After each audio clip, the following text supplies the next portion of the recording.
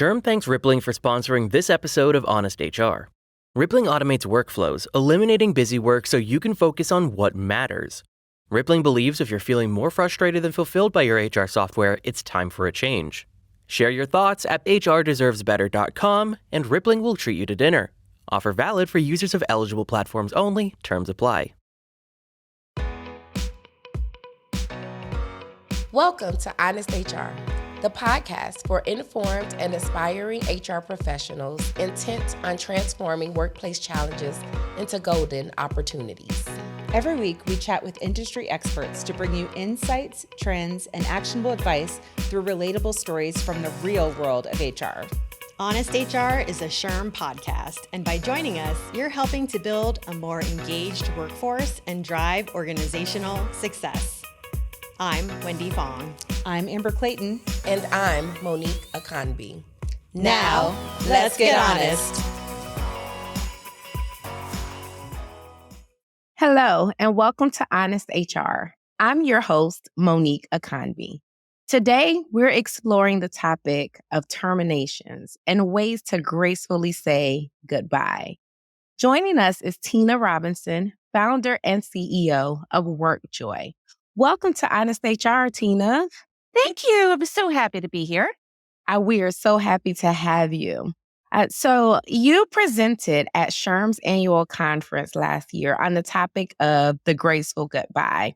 By the way, terminations were my least favorite part of practicing HR.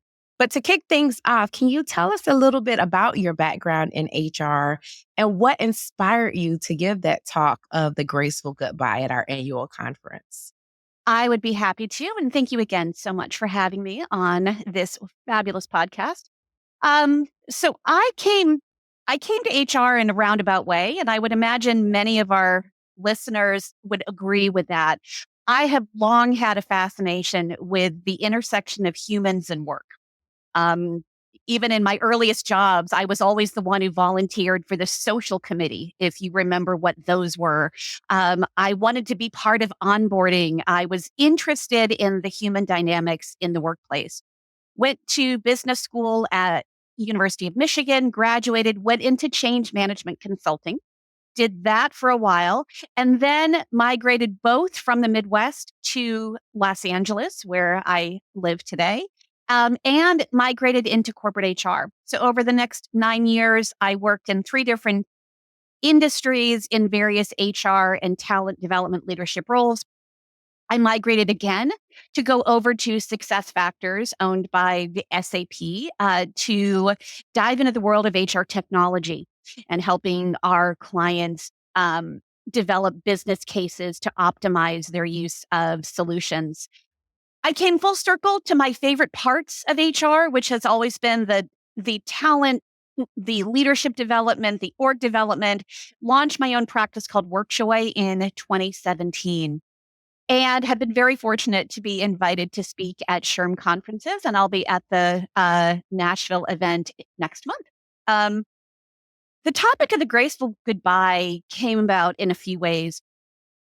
I have had managers engage with me as I was departing in various ways. And I was always fascinated by when managers did it well and when managers didn't do it well. And I have also coached as an HR professional managers on how to do this well and have still watched managers not do it well. And I thought, this is an opportunity for HR professionals for us to help leaders say goodbye with grace. And the focus of my presentation at SHRM was more voluntary because we were in the throes of the Great Resignation. We were still saying goodbye to a lot of people that we really wanted to stay. But many of the same aspects can apply to involuntary as well. I love that you shared your kind of way you got into HR. I think many of us, just as you shared, I always say I didn't choose HR. HR chose me. Being the oldest of 8 children, my siblings always called me the family manager, right? So I'm destined to tell people what to do. But it makes me think about terminations when I practiced HR prior to joining SHRM in my current role. And it was a topic or an area that I did not take lightly. I recognized the impact, whether it was voluntary or involuntary. And typically, involuntary terminations are the ones that are a little more trickier or a little more complicated.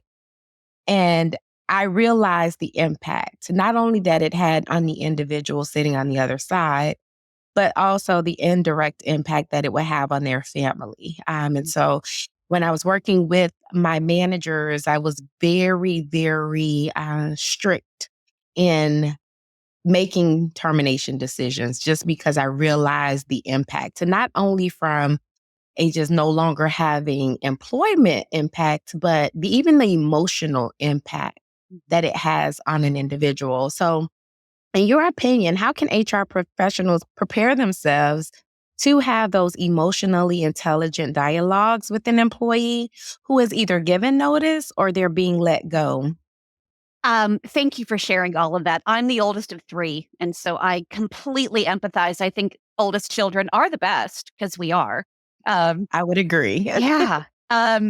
That's a great question. And I think we can lift out the phrase emotionally intelligent because so many of us as HR professionals have learned the basics of EQ or have taught or have taught EQ. And this is the best perfect time to bring those concepts home and to really sort of practice what we preach. So if we think about the 4 quadrants of emotional intelligence, first and foremost, it's understanding yourself and having self-awareness of how am I going to show up in this situation? Do I lean towards more emotional? Am I going to go right into empathy? Am I going to lead with my heart? Or am I going to go the opposite way? And I'm going to actually lead with my head and I'm not going to show empathy. I'm going to be very direct, which could be perceived as cold or unfeeling. So knowing our natural tendencies is a really important first step because then we can figure out how to adapt them. And ideally, we're adapting them based on the person sitting across from us. So what do I know about this person? Oh, this is a person who's matter of fact. And if I lean into my go-to reaction of going all blubbery, this is not going to work. It's a little bit, it's sort of HR saying it's not all about you right now.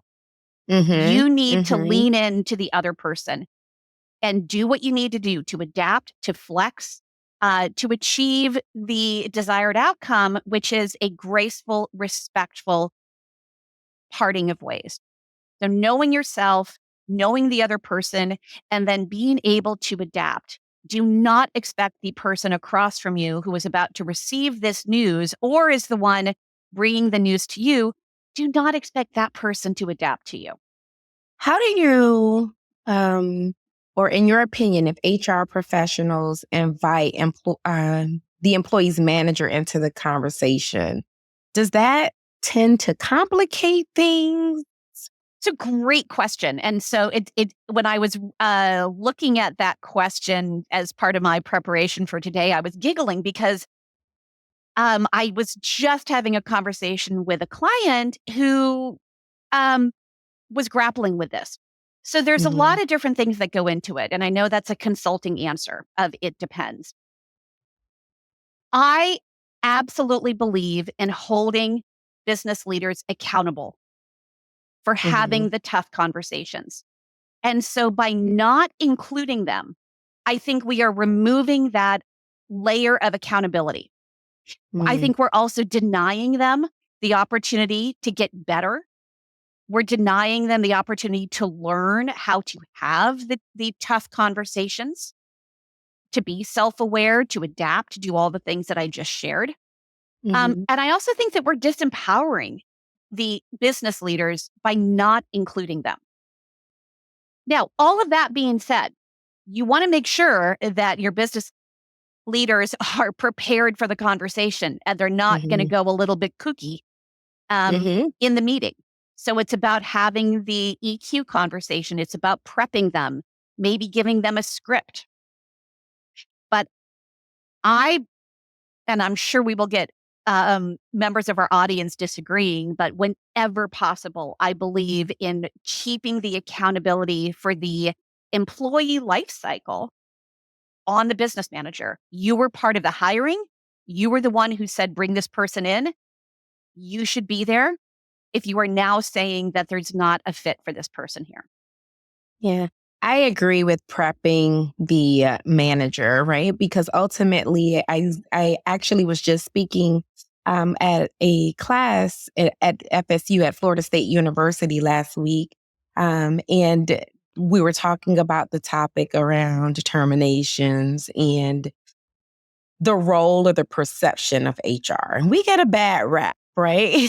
So we're often thought of as the principal, or we are thought of as the people that hire and fire individuals. And ultimately, we just facilitate that process. And so, to your point of the manager really being the one to make that hiring decision, and also getting to the point of, for whatever reason, as long as there's not any discrimination, to get to the point of where a decision has been made to part ways with the employee, that they are a part of that process and they are actually the ones that are driving that. So I agree with you in terms of holding them accountable, but then also eliminating that perception that others have of HR being the mean person or the mean group or the rule enforcers as well.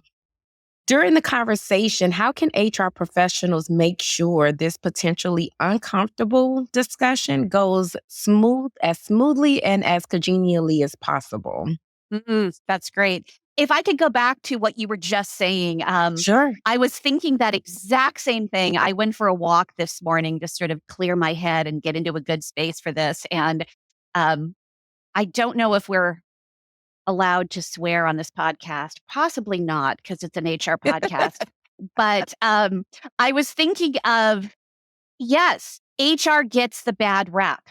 And so by bringing the business leader in, we are, again, affirming HR's role as the advisor and not the bad word that starts with A. Because I was thinking of a good parallel word.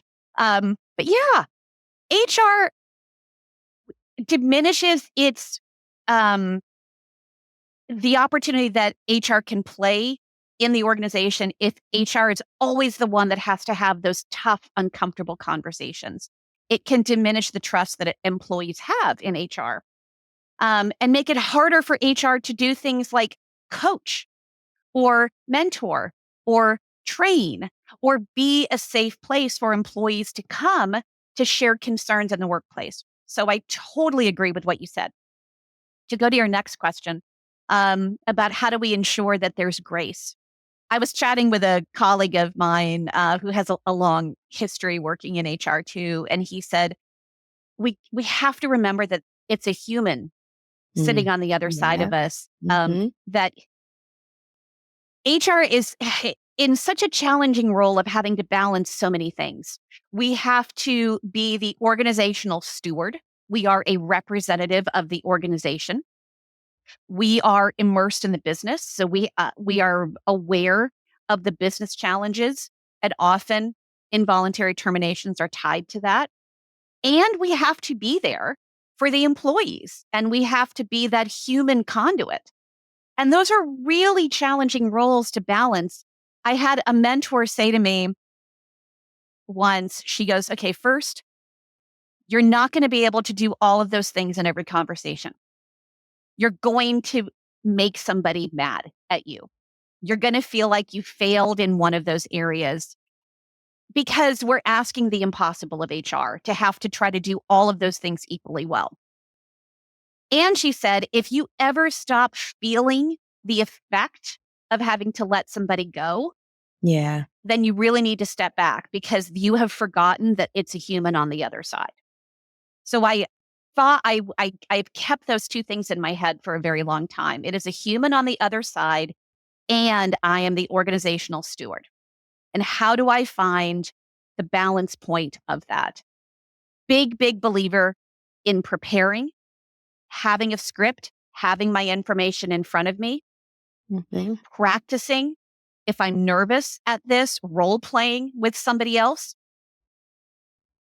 And less is more. I have found that if I get into a lot of details, then it becomes sort of like when I get into a lot of details with my husband of why I'm upset. He starts going down the list, going, well, that's wrong, and let me explain why, and that's wrong, and let me explain why, versus keeping it at a higher level. And ultimately having confidence in the decision. This was not your decision as Tina. This was the organization's decision, and you are a representative of the organization. So depersonalize it while at the same time remembering that it's a human. It's a really tough thing to do. That makes me think about a termination I facilitated years ago with an employee that was with the organization for a little over 20 years. And her position was eliminated as a result of restructuring. But then there were also other positions that were available. And so during the restructuring process, and we informed her of the other positions available, and she expressed an interest.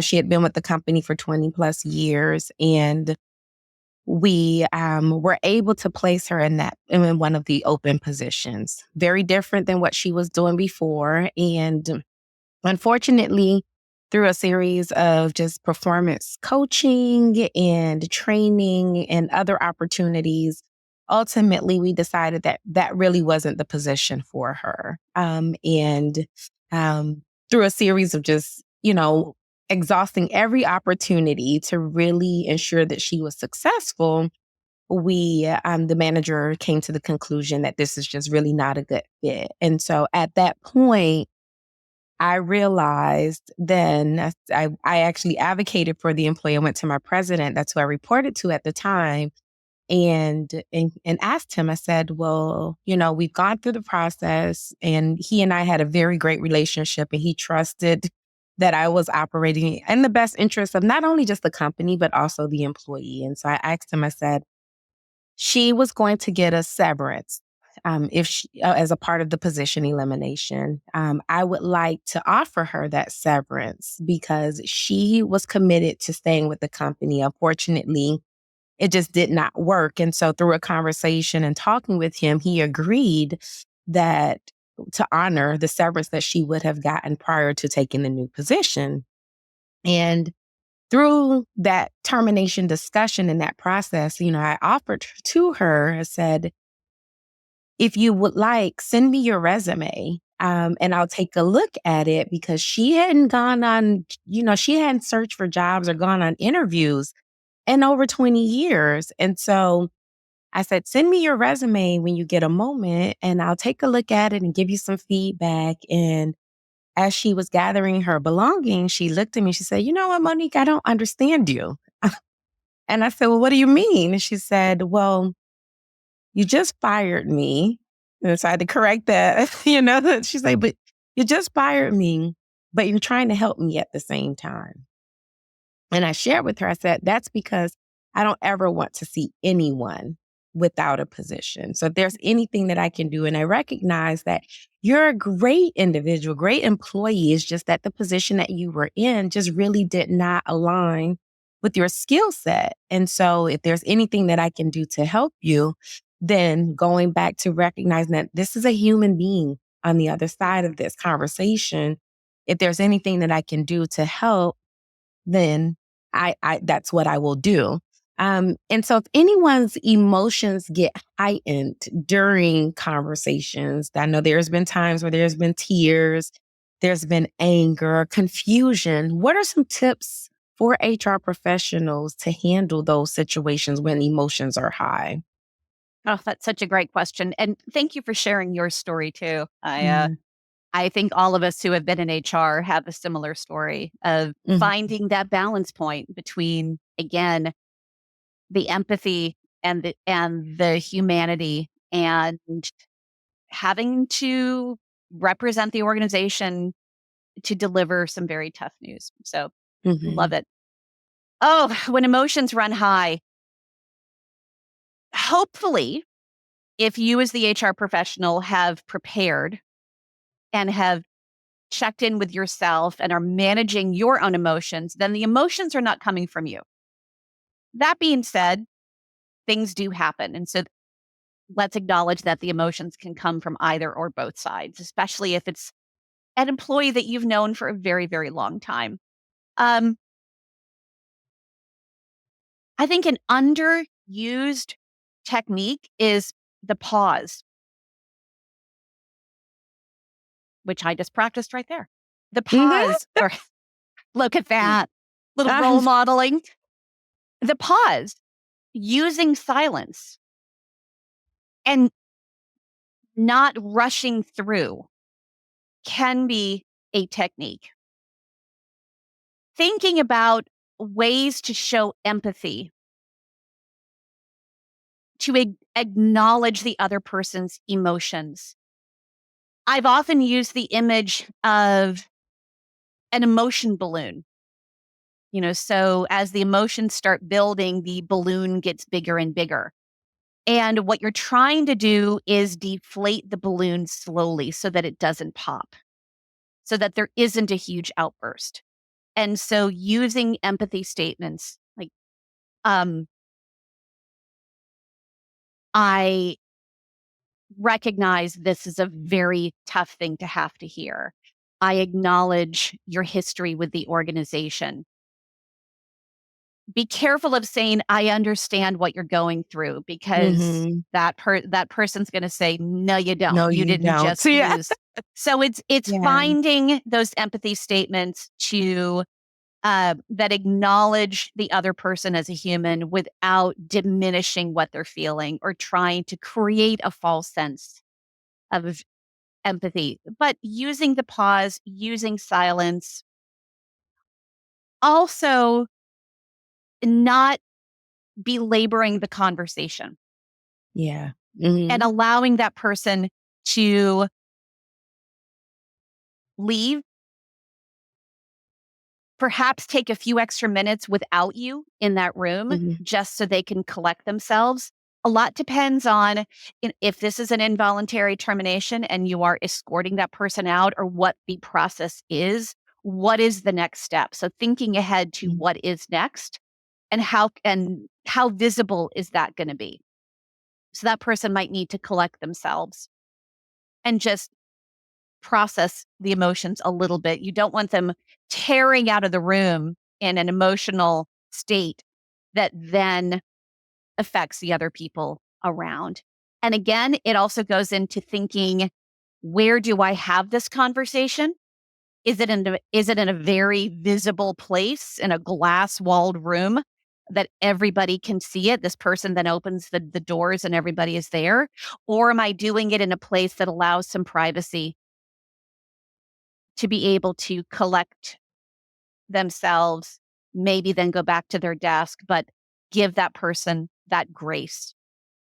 No, those are very good points that you shared, and thank you for sharing that. You referenced earlier in our discussion that your talk on graceful goodbyes was specifically around voluntary terminations, right? So individuals leaving organizations as we were in the height of what we called the Great Resignation era, right?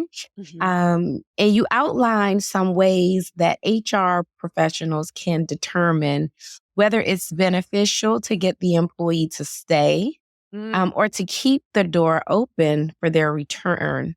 Can you elaborate a little more on that? I had a lot of fun sharing it. This is such a sticky one. And I'm sure you have stories. I have stories. What I have found is that by the time somebody is sitting in front of you saying that they are parting ways, it is really hard to retain that person. And there have actually been studies done that say that counter offers are usually a short-term fix. Yeah. And I have some of that information in my presentation.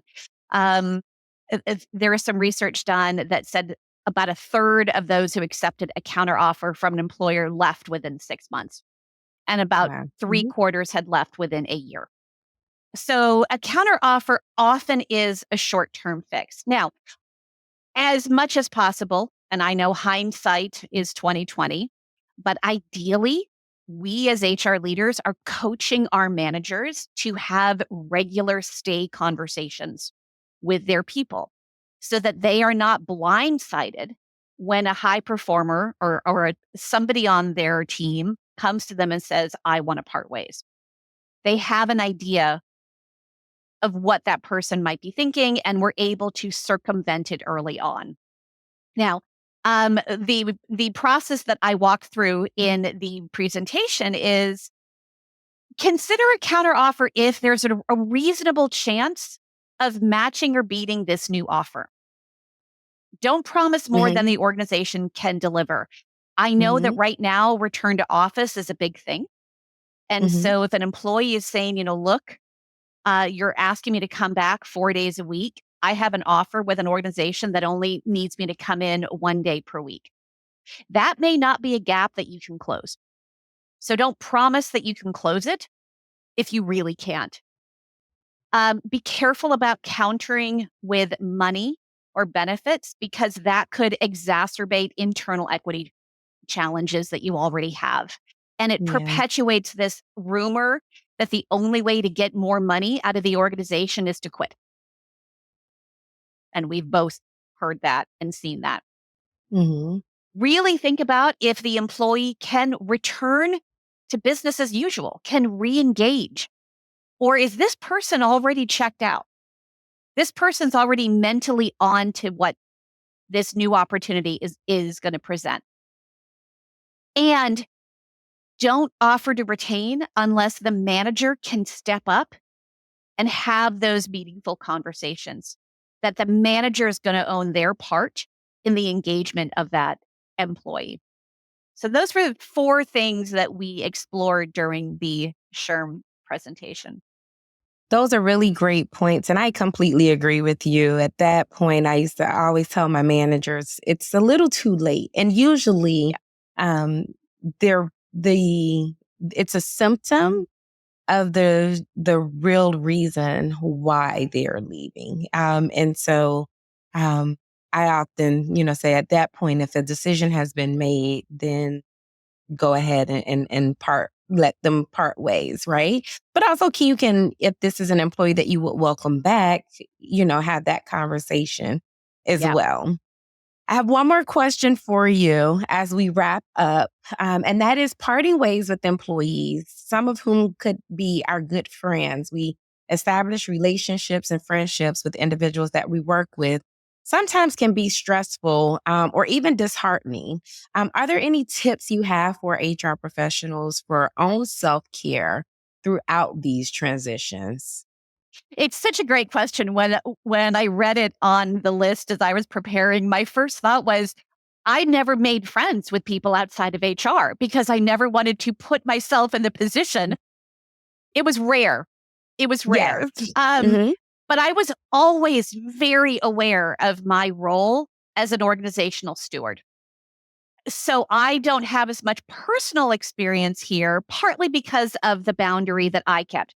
That was just Tina. We could psychoanalyze me all day. That's a whole other podcast. That being said,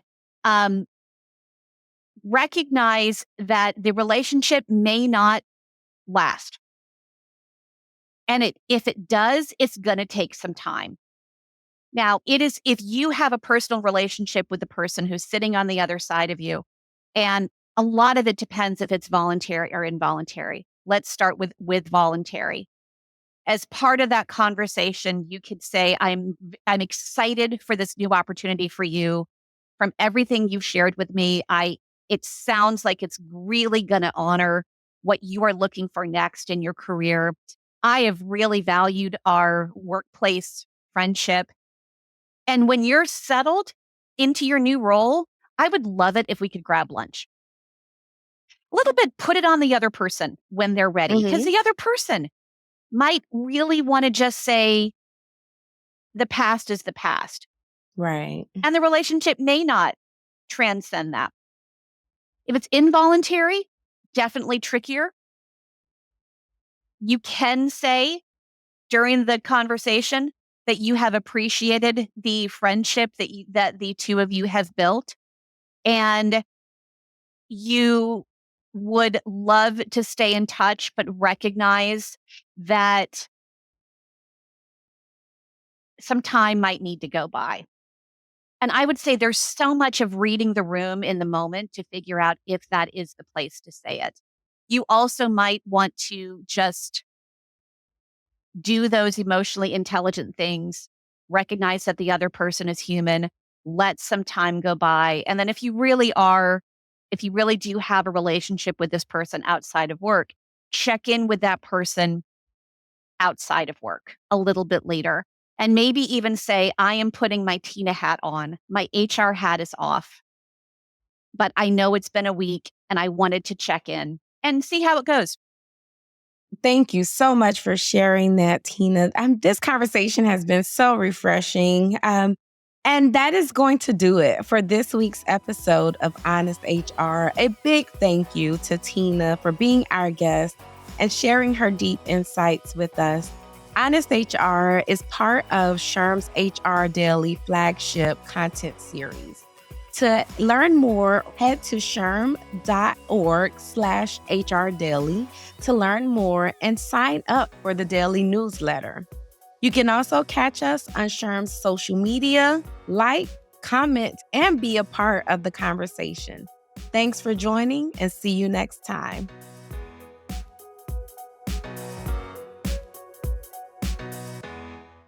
Rippling sponsored this episode of Honest HR. Ready to fall in love with your HR software again? Visit hrdeservesbetter.com and Rippling will treat you to dinner. Offer valid for users of eligible platforms only. Terms apply. SHRM.